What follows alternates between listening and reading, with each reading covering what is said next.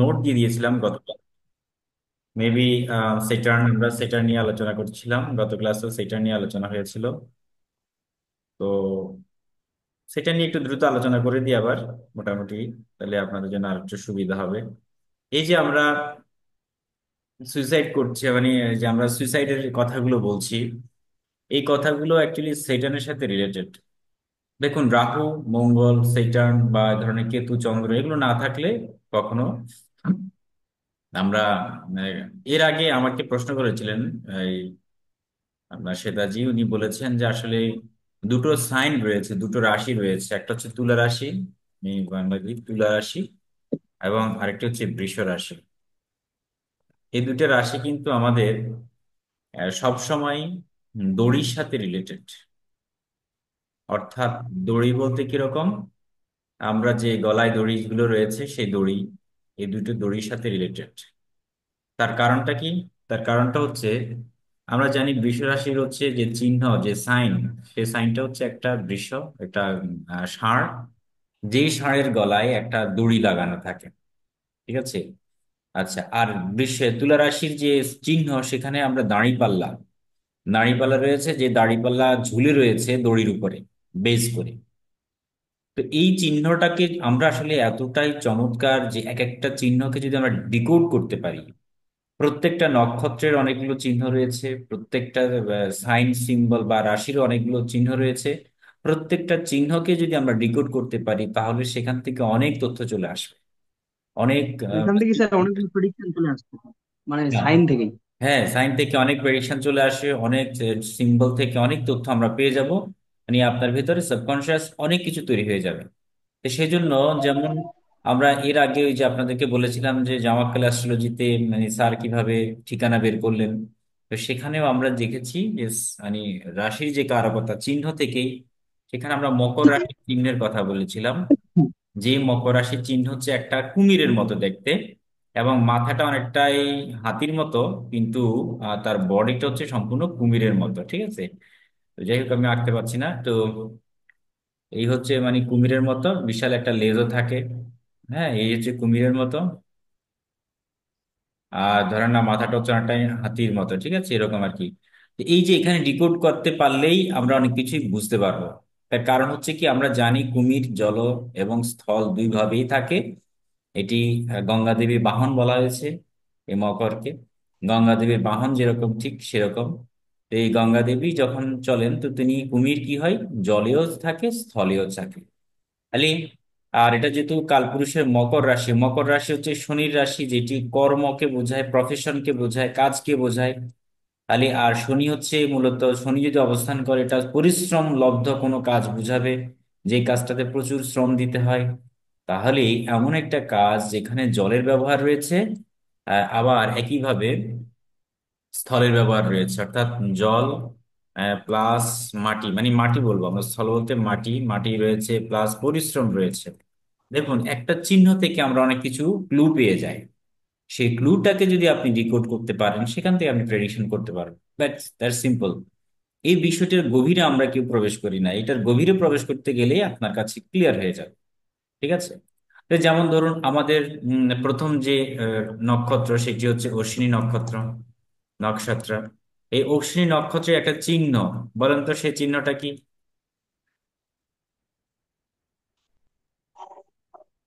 ঘোড়া। হ্যাঁ, হ্যাঁ, দুটি ঘোড়ার মাথা, মানে হেডস। ঠিক আছে, মানে ঘোড়ার মাথা, ঘোড়ার মাথা, বা দুটি ঘোড়া, যাই হোক, যেটা আমরা ইয়ে বলি, মানে হেডস, হেডস অফ হর্স। তাহলে এইখান থেকেও কিন্তু আমরা অনেক প্রেডিকশন করতে পারি। আর কেন ঘোড়ার মাথা হয়েছে, সেই পৌরাণিক কাহিনী রয়েছে খুব সুন্দর, সেটা আমরা নক্ষত্রের ক্লাসে আলোচনা করব, আলাদা একটা কোর্স। নক্ষত্রের ক্লাস করতে গেলে 5-6 মাস সময় লাগে, শুধু 5-6 মাস সময় লাগে নক্ষত্রের উপর ক্লাস দিতে। এক একটা নক্ষত্রে কিভাবে এসেছে, মহাকাশে কোন অবস্থানে রয়েছে, তাদের পৌরাণিক কাহিনী কি, নক্ষত্রের চরণ রয়েছে, প্রত্যেকটা চরণের আলাদা আলাদা রেজাল্ট রয়েছে, সে নক্ষত্রের অধিপতি কি, সাইন কি, সিম্বল কি, দেবতা কি, গণ কি, নানান বিষয়গুলো সেখানে থাকবে, অনেক সূত্র থাকবে সে নক্ষত্রের। তো এই ঘোড়ার মাথা থেকেও আমরা অনেক কিছুই সূত্র, মানে আপনি প্রেডিকশন করতে পারবেন। যেমন ধরুন, আমরা জানি যে, যদি সংক্ষেপে আমি বলি যে দু লাইনে, সেটা হচ্ছে অশ্বিনী কুমার দ্বয়। অশ্বিনী নক্ষত্র এসছে অশ্বিনী কুমার থেকে। আর যে অশ্বিনী কুমার হচ্ছে সূর্যদেবের পুত্র। ঠিক আছে।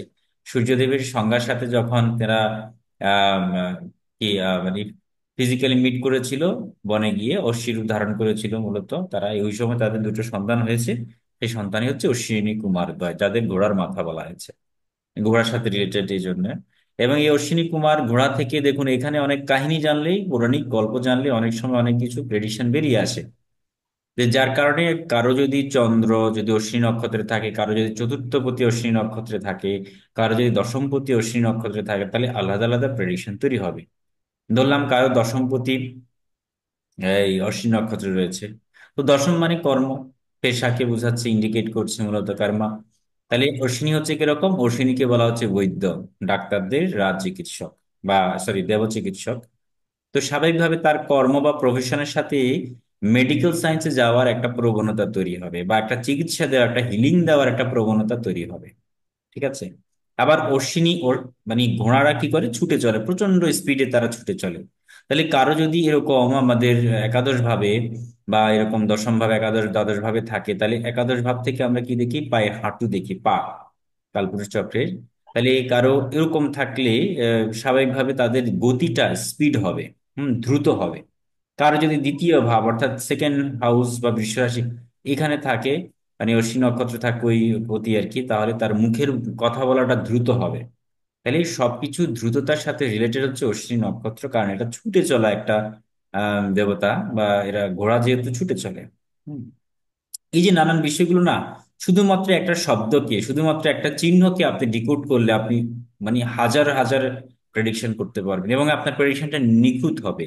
যত বেশি আপনি চর্চা করবেন প্রত্যেকটা রাশি নক্ষত্র নিয়ে বা গ্রহ নিয়ে, তত বেশি আপনার প্রেডিকশন সহজ হবে, তত বেশি প্রেডিকশনটা পিওর হবে। প্রেডিকশন অনেকে করবে দেখবেন, কিন্তু কারো কারো প্রেডিকশন খুব নিখুঁত হয়। কারো কারো প্রেডিকশনটা মানে শুনলে একেবারে আশ্চর্য হয়ে যায়, আবার কারো কারো প্রেডিকশনটা ভাষা ভাষা ভাষা ভাষা হয়। তো এটার কারণটা কি? এটার কারণ হচ্ছে আমাদেরকে সঠিকভাবে একদম নিখুঁত পর্যায়ে যেতে হবে। এবং আমরা জানি কৃষ্ণমূর্তি জি অনেক মানে অর্থাৎ কেপি আসলে যিনি স্রষ্টা, তিনি অনেক রিসার্চ করেছেন। তিনি অনেক রিসার্চ করেছেন, তিনি রিসার্চ করে নক্ষত্রের উপরে রিসার্চ করেছেন। আমরা জানি যে কেপি অ্যাস্ট্রোলজিটা মূলত অ্যাকচুয়ালি নক্ষত্র based, stellar based. Stellar astrology ওরা প্র্যাকটিস করেন। তো সেই জন্য তিনি খুব সুন্দর করে রিসার্চ করে পেয়েছেন। যেমন ধরুন, কারো যদি, কয়েকটা সূত্র আমি দিয়ে দিই এখনই, কারো যদি ধরলাম চতুর্থপতি, চতুর্থ থেকে আমরা কি দেখি? চতুর্থ থেকে আমরা বাড়ি দেখি, গাড়ি দেখি। বাড়ি, গাড়ি। বাড়ি গাড়ি সুখ এই জাতীয় কিছুগুলো। তাহলে চতুর্থপতি মানে বাড়ি। তাহলে এই অশ্বিনী নক্ষত্রের চলাকালীন সময়ে, অর্থাৎ চন্দ্র যখন অশ্বিনী নক্ষত্রে থাকবে সেই সময় যদি কেউ, বা চতুর্থপতি যদি অশ্বিনী নক্ষত্রে থাকে, তাহলে তার বাড়ি কিন্তু কি হয়? ডুয়েল হওয়ার সম্ভাবনা রয়েছে। বা গাড়ি কিনলে তার দুটো গাড়ির মালিক হতে পারে, বা দেখা গেল দুটো বাড়ির মালিক হতে পারে, অথবা দেখা গেল দোতলা একটা বাড়ি, সেখানে একতলা দোতলা থাকতে পারে। তার কারণ কি? অশ্বিনী কিন্তু একজন না, অশ্বিনী হচ্ছে ডাবল, টুইন্স। ঠিক আছে। এবং এই টুইন্স, এবং তিনি আরো দেখেছেন গবেষণা করে যে কারো যদি আহ কারো যদি পঞ্চম পতি, পঞ্চম থেকে আমরা কি বুঝি?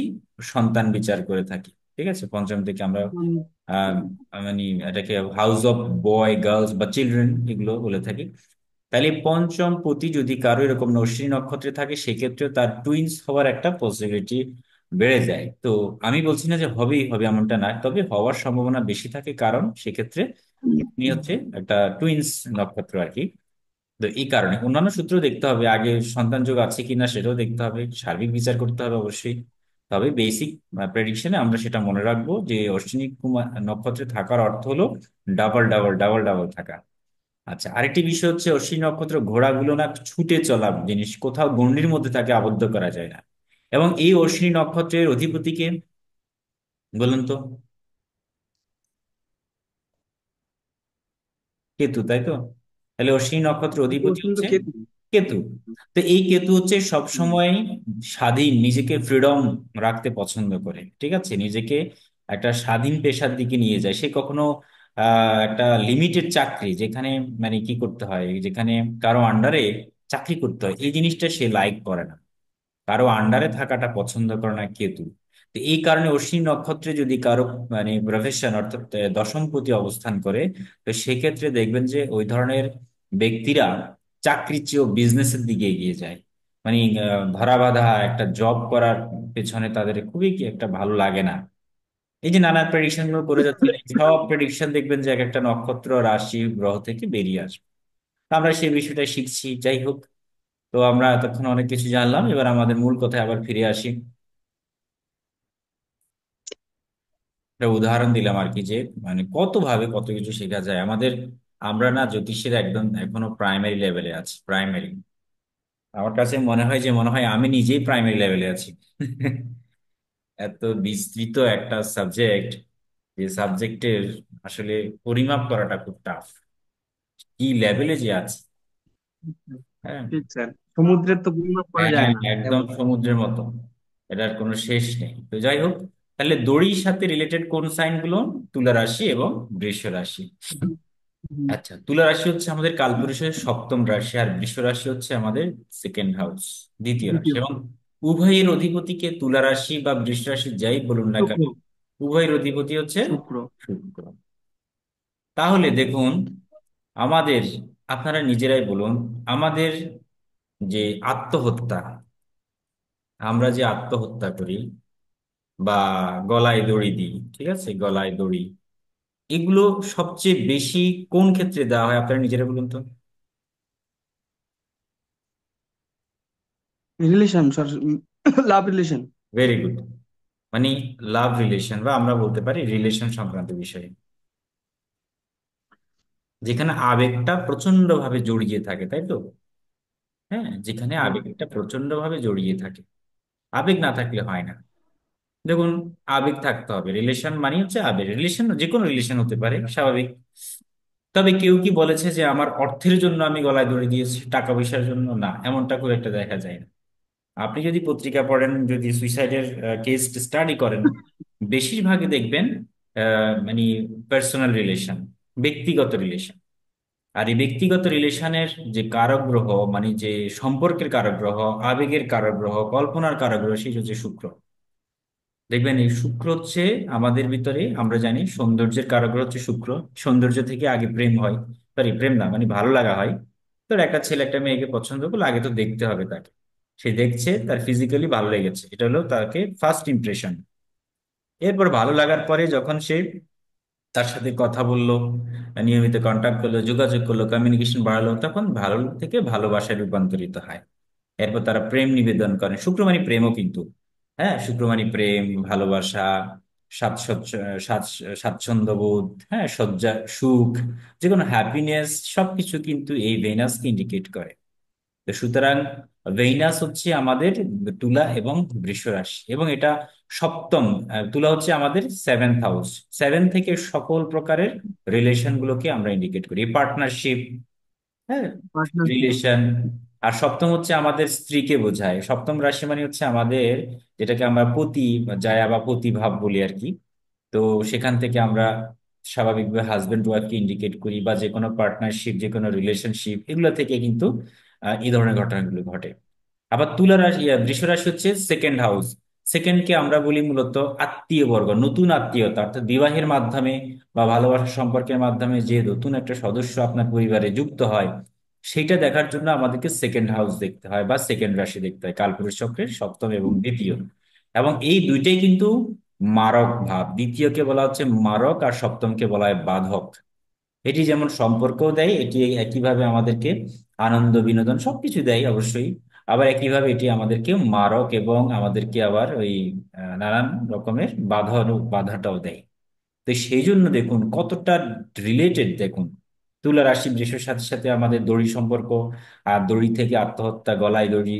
আর এটা কি কারণে হয়? বেশিরভাগ শুক্র জাতীয় প্রবলেমের কারণে হয়, রিলেশন জাতীয় প্রবলেমের কারণে হয়। হ্যাঁ, সপ্তম সেকেন্ডের সাথে রিলেটেড। ব্যাপারটা বোঝা গেল? ঠিক স্যার। আচ্ছা, তাহলে এই রিলেশন হতে গেলে, রিলেশন তো ভালো কথা, ওকে ফাইন, কিন্তু রিলেশনটাকে তো ড্যামেজ করবে। কারণ রিলেশন হলে তো ভালো কথা, অনেকে হুম। রিলেশন করে বিয়ে করছে, সন্তানাদি হচ্ছে, বা আরামেই আছে, ওদের তো কোনো প্রবলেম হচ্ছে না। তাহলে কখন মানুষ সুইসাইড করে? যখন তার রিলেশনটা ব্রেকআপ হয়, অথবা কোনো কারণে একটা জোর করে কেউ সেখানে ব্যাঘাত ঘটায়, মানে ড্যামেজ করে রিলেশনটাকে, ঠিক আছে?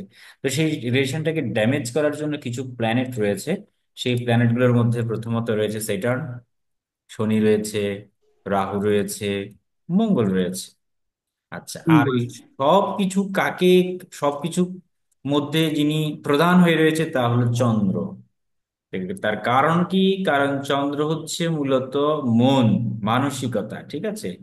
আচ্ছা, চন্দ্র হচ্ছে মন মানসিকতা, আর এই চন্দ্রকে ডাইভার্ট করবে সেটার্ন।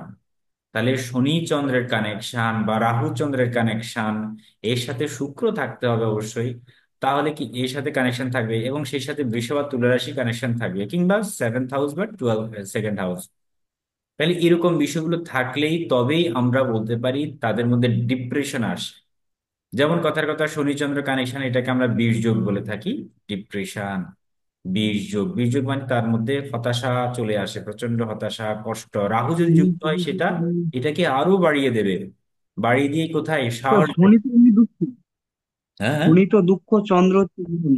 শনি তো হ্যাঁ, এমনি দুঃখ, শনি তো চন্দ্র দুঃখ কারক, চন্দ্র মন, তা মন তো সবসময় দুঃখে ভরা। দুঃখে ভরা। Very good. শীতল কারক গ্রহ, মানে একদম শীতল গ্রহ, দুঃখ গ্রহ, কষ্ট, বেদনা, এই সব কিছু হচ্ছে শনির কারক এই করবে। এই কম্বিনেশন, এই যদি বিয়ে বাড়িতেও যাও এক সাইডে গিয়ে দুঃখ প্রকাশ করতে থাকবে। হ্যাঁ, শনি হচ্ছে অন্ধকার, দেখবেন শনি হচ্ছে অন্ধকার, শীর্ণ, রোগা, দুর্বল, ঠিক আছে? তারপরে যত রকমের ধরনের ইয়ে রয়েছে সেটা শনি। আর চন্দ্র তো হচ্ছে মন, তাহলে মনের উপর স্বাভাবিক দুঃখ কষ্ট আসবে, যাতনা আসবে, ডিপ্রেশন আসবে, অ্যাংজাইটি, নানান কিছু। আর রাহু এসে কি করবে? প্রচন্ড সাহস দেবে তাকে। রাহু এসে টোটালি এটাকে আরো বড় করে তুলবে। এটা রাহু তো তার অনুকূলে চলে আসবে। রাহু মানে হচ্ছে আমরা জানি মৃত্যুর কারক গ্রহ রাহু, এবং শনিও মৃত্যুর কারক গ্রহ। কিন্তু রাহু হচ্ছে বিপদ দেবে আপনাকে, একদম হঠাৎ মৃত্যু দেখবে। আর শনি হচ্ছে আপনাকে তিলে তিলে তিলে তিলে কষ্ট দিয়ে দিয়ে দিয়ে দিয়ে আপনাকে মারবে, ঠিক আছে? আর রাহু হচ্ছে আপনাকে বিপদ দেবে, সাহস দেবে প্রচন্ড। ও সরি, মঙ্গল, সাথে মঙ্গল থাকলে তো এটা দুর্ঘটনা, অ্যাক্সিডেন্ট যোগ ঘটবে, স্বাভাবিকভাবে বোঝা যায়, ঠিক আছে? তাহলে আমরা জানি রাহু মঙ্গল দুর্ঘটনার কানেকশন। রাহু মঙ্গল থাকলে দুর্ঘটনা ঘটবে, সে সাথে শনি থাকলে বেদনাদায়ক হবে। তাহলে দেখুন, গলায় ফাঁস দেয়, এটা কিন্তু একটা বেদনাদায়ক, মানে একটা কষ্টদায়ক একটা ব্যাপার। তো সেজন্য শনি থাকবে, ওকে। আচ্ছা, সেই সাথে যদি আমাদের 2nd হাউস থাকে তাহলে এটা গলাকে ইন্ডিকেট করবে, আর সপ্তম মানে সম্পর্ককে ইন্ডিকেট করবে। সেই সাথে শুক্র থাকলে এটাও কিন্তু একটা প্রেম জাতীয় বা প্রণয় ঘটিত ব্যাপারকে বোঝাবে। বোঝা গেল? তাহলে দেখুন কতটা কানেকশন, গ্রহগত, তারপরে রাশিগত, ভাবগত, ওকে। Yes, sir. এই এই বিষয়গুলো না আমাদের ইন্ডিকেট করতে হবে। কোনো জ্যোতিষ এতটা সহজও বটে, আবার এটাকে আবার কঠিনও বটে। তো যদি আপনারা গভীরভাবে ডিপলি অ্যানালাইসিস করেন, শেখার চেষ্টা করেন, বোঝার চেষ্টা করেন, তাহলে সহজ। আর যদি অনেকে আছে বলে যে স্যার শুধু নোটস দেন, সূত্র দেন, হাজার হাজার সূত্র দিতে থাকবো, কোনো লাভ নেই, কোনো লাভ হয় না। আর সেগুলো বাস্তবায়ন করতে গেলে অবশ্যই যেমন আশীর্বাদের প্রয়োজন রয়েছে, অধ্যবসায়ের প্রয়োজন রয়েছে, ওভারঅল সবকিছু মিলেই কিন্তু হয়। তো আমরা একার পক্ষে কখনোই সম্ভব না। জ্যোতিষের তো কত হাজার হাজার বই আছে, বই পড়ে কি কেউ অ্যাস্ট্রোলজার হতে পেরেছে? কখনো পারেনি। এটা গুরু কৃপা পরম্পরা লাগে। আমরাও যেমন গুরুজি থেকে শিখেছি, আপনারাও শিখছেন বিভিন্ন গুরুজি থেকে। গুরু বর্গ, গুরু তো আর একজন না, আমরা গুরু তো নানান রকমের গুরু রয়েছেন, সেজন্য গুরু বর্গ বলছি আর কি। ওকে। তাহলে যাই হোক, আমরা সেটার নিয়ে মোটামুটি আলোচনা করছি। তাহলে সেটার নিয়ে একটু মোটামুটি জানার চেষ্টা করি ডিটেলসে। কারো কোনো প্রশ্ন আছে এতটুকুর মধ্যে? স্যার স্যার, সেকেন্ড হাউস তো মারক তো। হ্যাঁ, হ্যাঁ, তা তো অবশ্যই। 2nd হাউসকে মারক ভাব বলে, 7ম হাউসকে বাধক ভাব বলে। তাহলে আমাদের মারক থেকে দ্বিতীয়, মানে যত দুর্ঘটনা, অ্যাক্সিডেন্ট, এগুলো 2nd হাউসের একটা প্রভাব থাকে, 7ম হাউসের প্রভাব থাকে, 8ম হাউসের প্রভাব থাকে। আবার এটাকে সাকসেস পর্যায়ে নিয়ে যাওয়া, একাদশের প্রভাব থাকবে, ঠিক আছে? এবং হসপিটাল তো দ্বারা। আমাদের ওই যে হাউস গুলো, যে যে কোন হাউস থেকে কি বিচার করা হয় ওইগুলো কি করানো হবে হ্যাঁ, হ্যাঁ, পরে? কোন হাউস থেকে কি বিচার করা হয়, যেমন আমরা শিখেছি, যেমন সেকেন্ড হাউস থেকে অর্থ বিচার করা হয়, পরিবার, ও খাদ্য হবে, হবে, বা মুখমণ্ডল। সব সব সব হবে, সব হবে, শুধু ধৈর্য ধারণ করুন, সবই হবে। আচ্ছা, যাই হোক, তাহলে শনি মানে হচ্ছে কি? কর্ম। প্রধানত আমরা কর্ম বুঝবো, শনি মানে হচ্ছে আমাদের কর্ম। এটা আমরা কর্মকারক গ্রহ শনি বলা হয়। আমরা ভৃগুনন্দিতে যখনই কর্মের বিচার করব, প্রফেশনের বিচার করব, তখন আমরা সেটাকে গ্রহণ করব। ঠিক আছে, প্রথমত কর্মকে আমরা ইন্ডিকেট করবো বা প্রফেশন বোঝায়, ওকে, যে কোনো কিছু বোঝায়। আচ্ছা, আর কি কি? বড় দাদা, যদি মানুষের সম্পর্ক হয় তাহলে বড় দাদা। বড় দাদা বলতে আমাদের আহ পরিবারের ধরলাম সন্তান তিনজন বা দুইজন, তো সবচেয়ে যে বড় সন্তান মানে বড় দাদা, সেই হচ্ছে সেটার্ন। ঠিক আছে। মাঝখানের যে দ্বিতীয় ভাই সেটা হচ্ছে মঙ্গল, ভাতৃকারক গ্রহ। একদম ছোট সদস্য যেটি, সেটি হচ্ছে বুধ। বুঝা গেল? সেটা মেয়ে হোক আর ছেলে হোক, যেটাই হোক, সেটা আমরা বুধকে ইন্ডিকেট করব। আর এমনিতে সবচেয়ে বড় ভাই, বড় দাদা, সেটা হচ্ছে সেটার্ন। কারণ এই গল্পে, পৌরাণিক গল্পে রয়েছে, সেটা হচ্ছে বড় দাদা। আচ্ছা, হাজবেন্ডের ক্ষেত্রে আমরা যদি দেখি, হাজবেন্ড যাদের প্রথম husband, second husband, third husband, তো প্রথম হাজবেন্ড তো মঙ্গল বোঝায়, দ্বিতীয় হাজবেন্ড বৃহস্পতি, তৃতীয় হাজবেন্ড হচ্ছে মূলত আমাদের এই শনি। তাহলে তৃতীয় স্বামী, আচ্ছা তৃতীয় স্বামী বলবো, হ্যাঁ। এই তাহলে তৃতীয় স্বামী হচ্ছে আমাদের এই সেটার্ন। আচ্ছা, আর সেটার্ন কিন্তু একটা একদম বিশাল প্ল্যানেট, ঠিক আছে, কিন্তু সে সবচেয়ে বৃদ্ধ, অতি বৃদ্ধ। আমরা সেটার্নকে বলে থাকি অত্যন্ত বয়স্ক। তাহলে সেটার্ন বলতে সকল বয়স্ক ব্যক্তিকে আমরা সেটার্ন বলে মানে বুঝবো। ঠিক আছে, তাহলে বয়স্ক বুঝবো। যে বানান কি? বয়স্ক বানান বয়স। ব অন্তস্থ দন্ত সালিক হয়। আমার এখানে ক্যাপস লক দেওয়া, তো এই জন্য সমস্যা হচ্ছে। বয়স্ক, হ্যাঁ, এবার ঠিক আছে। আর ওখানে ল্যাপটপে আসে না বানানো হ্যাঁ, ঠিকঠাক আবার চাপ পড়ে বাংলা। যায় ক্যাপস লক এই জন্য। আচ্ছা, বয়স্ক ব্যক্তি, তাহলে বয়স্ক ব্যক্তি বলতে আমরা সেইটাকে বোঝাবো। আর রয়েছে আমাদের থুতনি। থুতনি, থুতনি, থুতনি বলতে আমাদের যেটাকে আমরা চিন বলে থাকি আর কি, চিবুক বা থুতনি, এই অংশটাকে আমরা সেটার্ন দিয়ে ইন্ডিকেট করবো। এটার বিচারও আমরা সেটার্ন থেকে করবো। ওকে। একইভাবে আমরা আজ আর হচ্ছে যে কোনো অনুজ্জ্বল, যেখানে কোনো রকমের উজ্জ্বলতা নেই, ফ্যাকাশে একদম, মানে অনুজ্জ্বল, গ্ল্যামারলেস, যেটাকে আমরা বলতে পারি গ্ল্যামারহীন। Grammar list. হ্যাঁ, গ্ল্যামারলেস, মানে এই ধরেন না, সাদামাটা একদম একটা জিনিস এনেছে, সেখানে নতুন চকচক করবে, চকচক না করে সেটা যদি ফেড হয়ে যায়, ফেড, ফেড কালার, তখন সেটাকে আমরা বলবো সেটার্ন। আচ্ছা, আর একটা হচ্ছে পুরনো। সেটার্ন কিন্তু পুরনোকে বেশি ভালোবাসে, যে কোনো পুরনোকে হুম। খুব ভালোবাসে। দেখবেন যাদের শুক্রের সাথে শনি যুক্ত, তাদের পুরনো ঘরবাড়ি পছন্দ বেশি, পুরনো। ঠিক আছে, পুরনো ঘরবাড়ি বেশি পছন্দ। মানে জীর্ণ শীর্ণ, ভাঙ্গা, ছেঁড়া ফাটা, এই ধরনের কাজগুলো কিন্তু সেটার্ন থেকে আমরা পাবো, শনি থেকে পাবো, পুরনো যা কিছু রয়েছে। এবার যদি পজিটিভ শনি হয়, সে কিন্তু পরিশ্রম করাবে আপনাকে, একটি পরিশ্রমই করবে, পরিশ্রম করে ফল দিবে। আর যদি শনি নেগেটিভ থাকে, তাহলে অলসতা দেবে, উল্টো ভাবে অলসতা দেবে, প্রচন্ড অলসতা দেবে, লেথার্জি, স্লথের মতো একেবারে অলসতা দেখবে। একদম একটা কাজ মানে করে করে করব, কাল ফেলে রেখে রেখে এটা চলমান থাকবে, শেষ হতে অনেক দেরি হয়ে যাবে। স্থির স্থির প্রকৃতির আর কি, অলসতা এরকম থাকবে। আর সেটার মানে পা, আমরা পাকেও ইন্ডিকেট করব। যে কোনো দীর্ঘমেয়াদী পরিকল্পনা বা দীর্ঘমেয়াদী যে কোনো প্ল্যান প্রোগ্রাম, সবকিছু সেটার দিয়ে ইন্ডিকেট করা হয়, দীর্ঘমেয়াদী। ঠিক আছে। এবং বয়সের চেয়ে বেশি লাগা, মানে বয়স্কত ব্যক্তি বয়সের চেয়েও, প্রকৃত বয়স যা হয়েছে, বয়সের চেয়েও অনেকটাই বেশি বেশি মনে হবে, বয়সের চেয়েও বেশি কি মানে বয়সের চেয়েও বেশি দেখতে। বয়সের চেয়ে হ্যাঁ, সরি, ভুল বলছি, বয়সের বয়সের চেয়ে বেশি লাগবে। বয়সের থেকে বেশি বয়স্ক, মানে বয়সের চেয়েও বেশি বয়স্ক লাগে, বেশি বয়স্ক লাগে।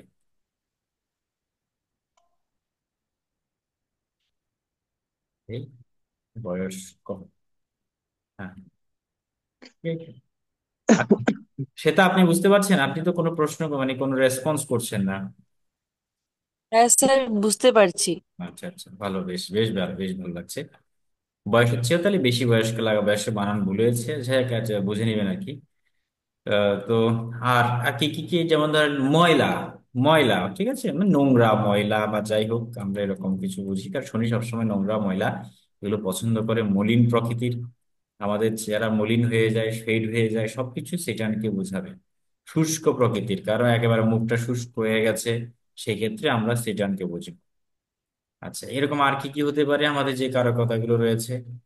হম মুখে কালো স্পট, যে কোনো কালো স্পট হচ্ছে আমাদের শনি। খসখসে। স্যার, সাধু তপস্বীকেও তো শনি ইন্ডিকেট করে। হ্যাঁ হ্যাঁ হ্যাঁ, তপস্বী, ভেরি গুড, তপস্বী বলেছেন, তপস্বী রাইট, একদম সুন্দর, ভালো বলেছেন। হ্যাঁ, তপস্বী, তপস্বী, যোগী। তপস্বী না শুধু, আমরা যোগীও বলতে পারি, ধ্যানী, ঠিক আছে। তারপরে সাধু, সাধু সর্ব জগৎ পড়াবো আস্তে আস্তে। সাধু, তপস্বী, যোগী, সাধু, ফকির, এগুলো সব সেইটা আনতে বলছি, ঠিক আছে। আচ্ছা, আর একটা হচ্ছে খুব ধীরে ধীরে হাঁটে, তারা খুব ধীরে ধীরে ধীরে ধীরে হাঁটে। বিশেষ করে দ্বিতীয় মানে ওই যে পায়ে, অর্থাৎ একাদশ দশম ভাবে যদি হয় তাহলে ধীরে ধীরে হাঁটবে, ধীরে ধীরে হাঁটে, খুব ধীরে ধীরে হাঁটে, ওকে। পায়ের গোড়ালি, পায়ের গোড়ালিও হয়, পায়ের গোড়ালি। পায়ের স্যার গোড়ালি, পায়ের ফিট, হাঁটু। Feet, right. হাঁটু, হ্যাঁ একদম ভেরি গুড, হাঁটু বলেছেন। এই অংশগুলো অর্থাৎ বোন যেগুলো আমাদের এই সময় ইন্ডিকেট করে, দেখবেন ম্যাক্সিমাম বাইক অ্যাক্সিডেন্টে আমাদের পাটা বেশি অ্যাক্সিডেন্ট হয়। পায়ের হাড়, হাঁটু ভেঙে যাওয়া, কিংবা পায়ের হাড় ভেঙে যাওয়া, পায়ের পাতার উপর দিয়ে চাক্কা চলে যাওয়া, এই যে নানান বিষয়গুলো, এগুলো সেটানকে বোঝাবে। পীড়িত হলে এগুলো হয়, তো হাঁটু বোঝাবে, নিতম্ব। শুধু তাই নয়, আমাদের নিতম্ব বোঝাবে। ঠিক আছে, আমাদের নিতম্ব এগুলো কিন্তু এটা দিয়ে বোঝায়। আবার আমরা যখন কেউ যখন স্টোন করি তখন আমরা সেটানের ক্ষেত্র কোন আঙ্গুলটা? মধ্যমা। Middle finger. হ্যাঁ, মিডল ফিঙ্গার, আমরা মধ্যমা আঙ্গুলও আমরা বোঝাবো। আবার ঠান্ডা, ঠিক আছে, শনি মানে ঠান্ডা, মানে একদম। শনিতে এমনি শীতলকারক গ্রহ, যেহেতু সূর্য থেকে অনেক দূরে, একেবারে রবি থেকে শনি দূরত্ব বিশাল দূরত্ব, এই কারণে ওখানে প্রচন্ড ঠান্ডা, বরফ আচ্ছাদিত বলা যায়, সেজন্য আমরা এটাকে ঠান্ডাই বুঝাবো, কি। আচ্ছা, অন্ধকার, যে কোনো অন্ধকার কিছু বোঝাবে, সেটা হচ্ছে শনি। জীর্ণ শীর্ণ, হম, জীর্ণ,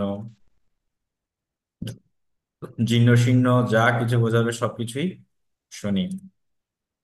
তারপরে আমরা লোহা, এই যে লোহা, লোহা মানে শক্ত জাতীয় যে কোনো জিনিস, লোহাকেও ইন্ডিকেট করব আমরা শনি। ওকে, লোহা ছাড়া কয়লা, আরো হতে পারে কয়লা, কালো জাতীয় যত যা কিছু রয়েছে সব কিন্তু সেটার্ন। কয়লা, দেখবেন যাদের লগ্নে শনি রয়েছে এদের শারীরিক রং একটু কালচে টাইপসের হয়, মানে শ্যামলা আর কি, যেটাকে বলে আমরা শ্যামবর্ণ, একটু কালচে টাইপসের হয়। প্রবলেমও থাকতে পারে পায়ে, নানান কিছু সমস্যা থাকতে পারে, খোঁড়া হতে পারে, একটা পা ছোট একটা পা বড়, কিংবা আঙ্গুলগুলো ঠিক থাকবে না, এরকম নানান ঝামেলা তৈরি হতে পারে। আচ্ছা, ঘূর্ণিঝড়, এটা ছাড়া আমরা ঘূর্ণিঝড়ও বলতে পারি। ঘূর্ণিঝড়, ঘূর্ণিঝড়, ঠিক আছে, ঘূর্ণিঝড়।